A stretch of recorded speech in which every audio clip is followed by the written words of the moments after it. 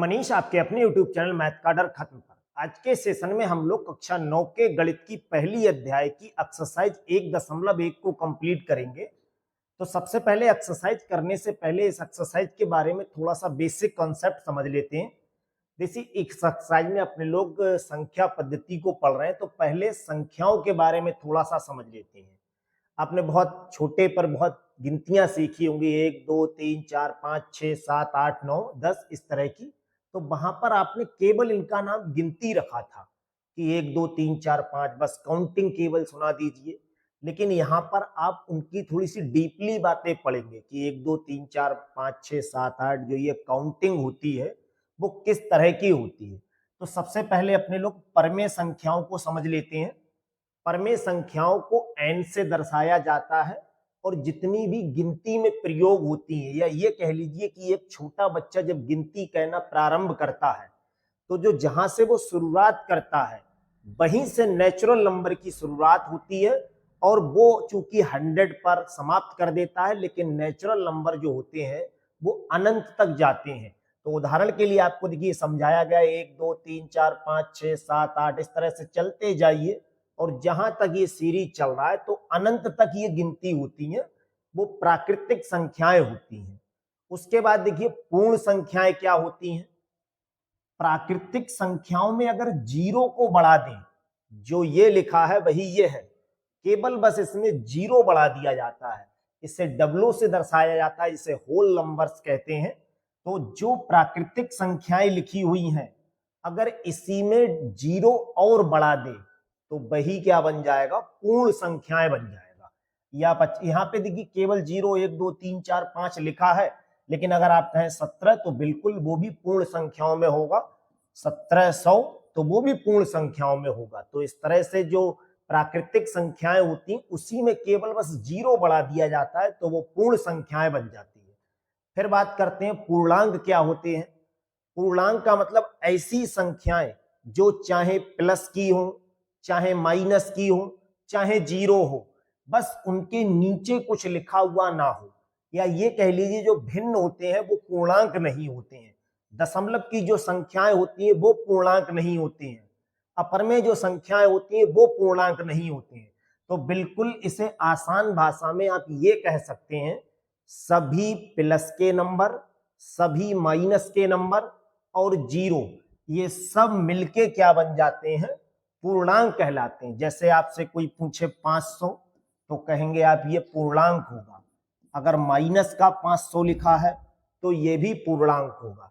तो चाहे प्लस का नंबर हो चाहे माइनस का हो, बस वो बटे में ना लिखा हुआ हो, और बटे में अगर कोई संख्या है तो इससे ये पूरा पूरा डिविजिबल हो, तब ये पूर्णांक कहलाता है। पूर्णांक का मतलब पूरी संख्याएं। अब यहीं पे लिखा होता 5.7, ये पूर्णांक नहीं है। तो आसान भाषा में आप ये कह लीजिए जिसके बटे में कुछ लिखा हुआ हो वो पूर्णांक नहीं होगा, लेकिन बटे की संख्याएं एक दूसरे से डिविजिबल ना हो। बस जैसे आप कहें ये 10/2 लिखा है तो ये आपको दिख तो फ्रैक्शन का रूप रहा है, लेकिन चूंकि इससे ये कट जाएगा इसीलिए ये क्या है, एक पूर्णांक आएगा अगर इसे आप हल करेंगे तब। अब बात करते हैं परमेय संख्याओं की क्या होती है। इस पूरे चैप्टर में सबसे ज्यादा अगर आप कुछ पढ़ेंगे तो परमेय संख्याएं, वास्तविक संख्याएं और अपरमेय संख्याएं। परमेय संख्याएं देखिए क्या होती हैं, जिनके लिए हम P/Q के रूप में लिख सकते हो वो परमेय संख्याएं कहलाती हैं। तो जैसे उदाहरण के लिए 1/2 या 2/5, 3/5 इस तरह की संख्याएं क्या होती हैं, ये रैशनल नंबर होता है। अब यहाँ पे बात करें कि अगर बटे में, जैसे इसे कुछ बच्चे ऐसे कहने लगते हैं कि जो संख्या बटे में लिखी हुई है उसे परमेय संख्या कहेंगे, तो आप बिल्कुल सही हैं अपनी जगह।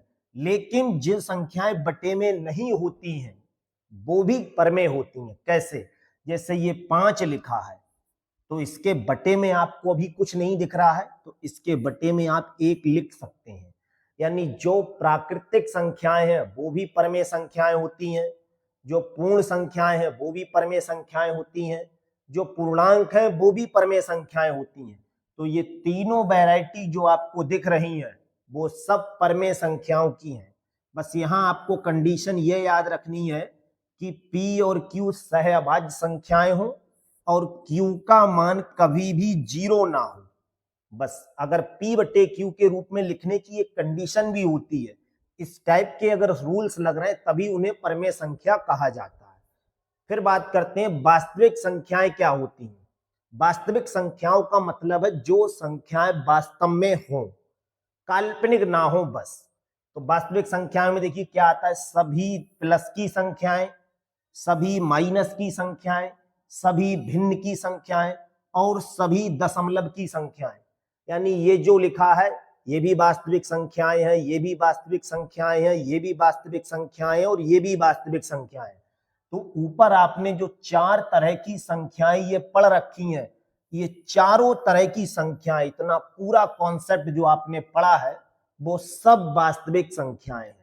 हम ये कह सकते हैं कि जो परमेय संख्याएं होती हैं वो वास्तविक होती हैं, पूर्णांक होते हैं वो भी वास्तविक संख्याओं में आते हैं, पूर्ण संख्याएं होती हैं वो भी वास्तविक संख्याएं होती हैं, प्राकृतिक संख्याएं होती हैं वो भी वास्तविक संख्याएं होती हैं। तो यहाँ पे आप कहें ये प्लस के 5 ये वास्तविक संख्या है, माइनस का 4 ये भी वास्तविक संख्या है, 3/4 ये भी वास्तविक संख्या है, और अगर डेसिमल में कहीं लिखा हो 5-7 तो ये भी वास्तविक संख्या है। फिर बात करते हैं अपरमेय संख्याओं की। ऐसी संख्याएं जो अभाज्य हो और उन पे वर्गमूल का चिन्ह लगा हो वो अपरमेय संख्याएं कहलाती हैं। जैसे √2, √3, √5, √7, ये सब क्या है, अपरमेय संख्याएं हैं। ऐसी संख्या जो किसी से ना कटती हो और उस पे वर्गमूल का चिन्ह लगा हुआ हो तो वो अपरमेय संख्याएं कहलाती हैं। अब देखिए जैसे ये 7 है, ये सिर्फ अपने आप से कट रहा है और किसी से नहीं कट रहा है, तो ये अभाज्य संख्याएं हो गई। यहीं पे आप अभी देखिए एक कॉन्सेप्ट रह गया है अपना सम संख्याओं का। अगर कभी आपसे ये पूछा जाए कि सम संख्याएं क्या होती हैं तो देख लीजिए, सम संख्याओं का जो कॉन्सेप्ट होता है वो ऐसी संख्या जो 2 से कट जाए। तो 2 से कटने वाली जितनी संख्याएं होती हैं वो सब सम संख्याएं कहलाती हैं। जैसे 2, 4, 6, 8, 10, ये सब संख्याएं कैसी होंगी, सम। यहीं पे बात करें अगर विषम संख्याओं की तो देखिए विषम संख्याएं क्या होती हैं, ऐसी संख्याएं जो 2 से ना कटें और चाहे किसी से कट जाएं। जैसे 1, 3, 5, इसके बाद ये सब विषम संख्याएं। अब आप कहें ये तो अभाज्य भी हैं, तो बिल्कुल अभाज्य भी हैं और विषम भी हैं। 7, 9, 11, 13, 15, ये सब कैसी संख्याएं, विषम संख्याएं। और इसके बाद बात करते हैं अभाज्य संख्याओं की। ऐसी संख्या, इसे आप आसान भाषा में ये कह दीजिए जो किसी से ना कटती हो। लेकिन जब आप ऐसा बोलते हैं जो किसी से ना कटती तो यहां थोड़ा सा गलत बोलते हैं मैथ की भाषा में। भाई ऐसी कोई संख्या है ही नहीं जो किसी से ना कटे। जैसे ये 13 लिखा है, ये किसी से ना कटे, लेकिन 13 से तो कटेगा और 1 से भी कट जाएगा। तो ऐसी संख्या जो अपने आप और 1 के अलावा किसी और से ना कटे उसे अभाज्य संख्या कहते हैं। जैसे 13, 17, 19, ये अभाज्य संख्याएं होती हैं। तो संख्याओं के बारे में आप ये पूरा बेसिक कॉन्सेप्ट समझ लीजिए अच्छे से, जो आपको इन फ्यूचर बहुत काम आएगा। छोटी छोटी बातें आपसे अक्सर पूछी जाती हैं। अब अपने लोग एक्सरसाइज के पहले प्रश्न को देखते हैं, जहां अपने लोगों से कहा है क्या 0 एक परमेय संख्या है? क्या इसे आप P बटे Q के रूप में लिख सकते हैं, जहां P और Q पूर्णांक है और Q का मान 0 के बराबर नहीं है, ये कंडीशन इसकी है। तो सबसे पहले हमसे पूछा है क्या 0 एक परमेय संख्या है? तो सबसे पहले आप एक चीज समझ लीजिए, परमेय संख्याएं कौन सी होती हैं जिन्हें P बटे Q के रूप में लिखा जा सके? तो सबसे पहली बात तो 0 एक परमेय संख्या है क्योंकि हम इसे P बटे Q के रूप में लिख सकते हैं। तो सबसे पहले यहां तक का प्रश्न करते हैं तो आप लिखेंगे हाँ, 0 एक परमेय संख्या है। ये तो आपका पहला पार्ट रहा। ये एक रैशनल नंबर होता है, 0 परमेय संख्या होती है, आप अच्छे से याद कर लीजिए। फिर इन्होंने पूछा है क्या इसे आप P बटे Q के रूप में लिख सकते हैं? तो आपका जवाब होगा हाँ, इसे P/Q के रूप में लिख सकते हैं, P/Q के रूप में लिख सकते हैं। अब P/Q क्या आफत है ये चेक कर लीजिए। तो हम 0 के नीचे अगर 1 लिख दें तो भी तो ये 0 ही रहा, और अगर 0 के नीचे 2 लिख दें तो भी ये 0 रहा, 0 के नीचे अगर हम 3 लिख दें तो भी ये 0 रहा। तो आपने इतने उदाहरण देके समझा दिया कि देखिए हम लोग 0 के लिए P/Q के रूप में लिख सकते हैं। बस यही इस क्वेश्चन का क्या है, अपना आंसर। किसी भी संख्या के नीचे आप अपनी मर्जी से 1 लिख सकते हैं। जैसे 5 लिखा है तो इसे 5/1 लिख सकते हैं। अब आप कहें यहां 2 क्यों लिख दिया, 3 क्यों लिख दिया, 4 क्यों लिख दिया? क्योंकि ये 0 था। किसी भी संख्या के नीचे आप कुछ भी लिख दीजिए, ये आपकी पावर है, लेकिन शर्त यह है कि वो बदले ना। जैसे 5 के नीचे अगर आप 2 लिख देंगे तो आपने ये काम अपनी मर्जी से किया है, तो ये 5 लिखा हुआ नहीं रहा, तो इसीलिए 5 के नीचे 2 नहीं लिख सकते हैं। अब 0 के नीचे अगर आप 100 भी लिख दे रहे हैं तो भी तो ये 0 ही रहा, तो यहां 0 के नीचे 100 लिखने से कोई विरोध ही नहीं कर रहा है, क्योंकि 100 लिखने से भी कोई फर्क नहीं पड़ रहा है। तो मैथ में जब भी कोई अपनी तरफ से काम किया जाता है उसे करने से कोई इफेक्ट ना पड़े। तो 0 के नीचे 1 भी लिख सकते हैं, 2 लिख सकते हैं, 3 लिख सकते हैं, 4 लिख सकते हैं, 5 लिख सकते हैं, केवल 0 के नीचे। हम सिर्फ ये समझाने के लिए कर रहे हैं क्योंकि P/Q के रूप में हम 0 को लिख सकते हैं या नहीं लिख सकते हैं, सिर्फ इतनी सी बात है। तो 0 एक परमेय संख्या है और इसे P/Q के रूप में लिख सकते हैं 0/1। आपसे कोई पूछे बताओ 17 एक परमेय संख्या है या नहीं, तो आप कहेंगे बिल्कुल 17 परमेय संख्या है। अब आप कहें इसे बटे में लिखो तो 17 के नीचे 1 लिख देंगे, 17/1 बन जाएगा। इसका अगला क्वेश्चन देखिए, जहां कहा है 3 और 4 के बीच की 6 परमेय संख्याएं हमें बतानी है। सबसे पहले तो इस प्रश्न में आप एक चीज बहुत अच्छे से ये समझ लीजिए कि 3 और 4 के बीच में करोड़ों परमेय संख्याएं होती हैं। अब हमसे 6 पूछी हैं तो देख लीजिए, इस प्रश्न को आप 2 तरह से अलग अलग विधि से कर सकते हैं। जो सिर्फ 3 लाइनों की विधि अपने लोग वो समझ रहे हैं और बहुत इजी लगेगी आपको। देखिए 3 और 4 के बीच की अगर आपसे 6 संख्याएं पूछी हैं, इसका मतलब ये है जो बीच की संख्याएं हमसे पूछी हैं वो 3 से ज्यादा होंगी और 6 से कम होंगी, क्योंकि 3 और 4 के बीच की संख्याएं तो बीच में तो भाई वही होगा जो इससे ज्यादा हो और इससे कम हो। आप एक चीज हमेशा याद रखिए, जब भी कभी भी आपसे बीच की अगर कभी संख्याएं पूछी जाए, 3 और 4 के बीच की हमसे संख्याएं पूछी गई हैं और वो भी कितनी संख्याएं, 6 संख्याएं पूछी गई। तो जितनी संख्याएं पूछी जाती हैं उससे एक ज्यादा नंबर पता कीजिए। तो यहां n का मान हम 6 मान ले रहे हैं क्योंकि 6 संख्याएं पूछी हैं, और इससे अगर एक ज्यादा निकालेंगे तो 6 से एक ज्यादा कितना होता है, 7 होता है। 7 से दोनों संख्याओं में आप गुणा कर दीजिए अपनी मर्जी से, दोनों संख्याओं में गुणा बा भाग करने पर, गुणा बा भाग करने पर। ये इस प्रश्न का ही कॉन्सेप्ट है, आप अच्छे से याद कर लीजिए। अगर 10 संख्याएं पूछी जाएं तो आप 11 से गुणा और भाग कीजिए, 20 संख्याएं पूछी जाएं तो उससे एक ज्यादा 21 से आप गुणा और भाग कीजिए। तो इस 3 में हम अगर अपनी मर्जी से 7 से गुणा करें और इस 4 में अगर 7 से गुणा करें, गुणा के बाद आपसे भाग करने को बोला है, 7 से भाग यहां कर दीजिए और 7 से भाग यहां कर दीजिए। अब अपना जो ये प्रश्न बनेगा वो 3 सत्ते 21/7 और ये बन जाएगा 4 सत्ते 28/7। ये जो 3 लिखा है ये अभी भी 3 ही लिखा है। 7 से अगर 21 को देखिए भाग करेंगे तो ये 3 आएगा, ये 4 आएगा। हमें बताना है 21/7 और 28/7 के बीच की 6 परमेय संख्या।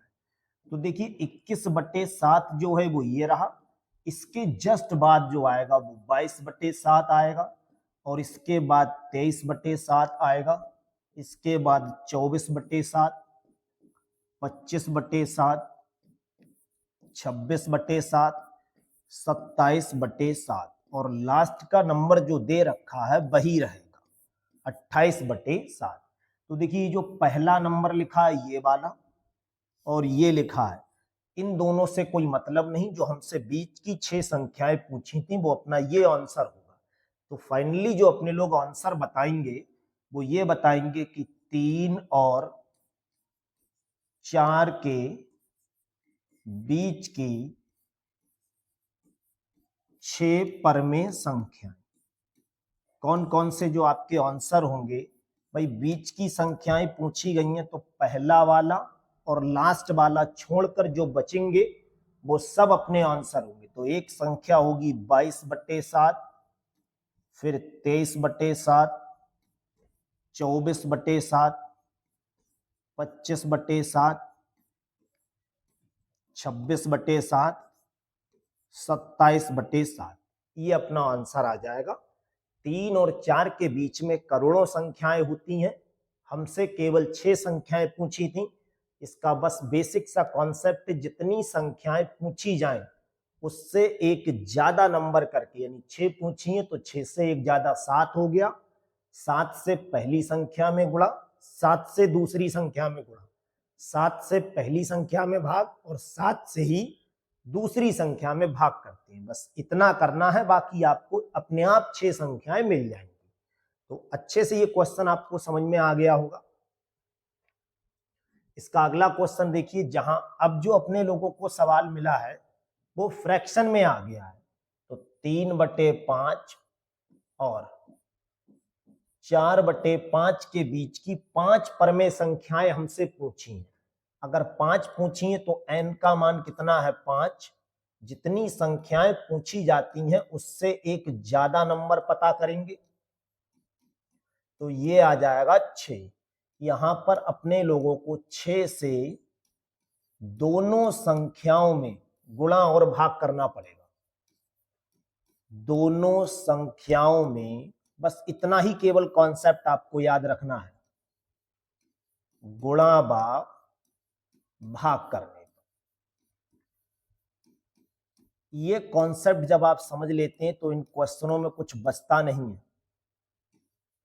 अब जब आप यहां गुणा करेंगे, देखिए यहां पे हम कितने से गुणा कर रहे हैं 6 से, यहां 6 से गुणा, और नीचे जब हम कोई संख्या लिखते हैं तो इसे भाग करना कहते हैं। तो देखिए 6 से गुणा, पहले यहाँ 5 संख्याएं पूछी हैं तो 6 से गुणा कर रहे हैं। 10 संख्याएं पूछी जाती तो 11 से गुणा करते, 11 संख्याएं पूछी जाती तो 12 से गुणा करते, 20 संख्याएं अगर इनके बीच की पूछते तो 21 से गुणा करते। संख्याएं यहाँ पे करोड़ों होती। जब आपसे कोई पूछे 3/5 और 4/5 के बीच में कितनी संख्याएं होती हैं पर में, तो आप कहेंगे करोड़ों संख्याएं होती हैं। आपको जितनी पूछनी भाई उतनी पूछ लो, उतनी बता देंगे। इस प्रश्न में 5 संख्याएं पूछी थी तो ये लिखा हुआ है 3 छक 18/30 और ये जो लिखा है वो 4 छंग 24/30। देखिए 18/30 के बाद क्या आता है 19/30 और 19/30 के बाद आता है 20/30, इसके बाद 21/30, फिर 22/30, उसके बाद 23/30 और फिर 24/30। पहली संख्या ये तो 3/5 ही लिखी होगी और लास्ट वाली संख्या ये हमें बतानी नहीं होती। ये देख लीजिए अपनी 5 संख्याएं जो पूछी थी वो आ गई। तो जो फाइनली आंसर आपको लिखना होता है वो इस तरह से कुछ लिखेंगे, 3/5 और 4/5 के बीच की 5 परमेय संख्याएं। कौन कौन सी जो 5 संख्याएं अपने लोगों को बतानी है, उनमें एक संख्या 19/30 आंसर होगा, दूसरी जो है वो 20/30 होगा, फिर 21/30 होगा, 22/30 होगा और 23/30 होगा। इसी प्रश्न का आंसर एक्सरसाइज में कुछ ऐसे भी दे दिया होगा देखिए इस 0 से ये 0 कैंसिल हो जाएगा, 21 और 30 किसी से डिवाइड होता है, 3 से डिवाइड करेंगे तो ये 7/10। आप अगर इस तरह का भी आंसर छोड़ते हैं तो ये बिल्कुल सही है। तो अच्छे से आपको ये प्रश्न भी समझ में आ गया होगा। अगला क्वेश्चन देखते हैं, जहां अब अपने लोगों से सत्य और असत्य बात पूछी गई है। लिखा है नीचे दिए गए कथन सत्य हैं या असत्य हैं, कारण के साथ आपको उत्तर बताना है। देखिए प्रत्येक प्राकृत संख्या एक पूर्ण संख्या होती, ये हमें बताना है। पूर्ण संख्या का मतलब होता है 0, 1, 2, 3, 4, 5, 6, 7, 8, ये हमें बताना है। और प्राकृत संख्याएं जो होती हैं वो 1 से शुरू होती हैं। तो जितनी भी प्राकृत संख्याएं होती हैं वो सब पूर्ण संख्याएं होती हैं।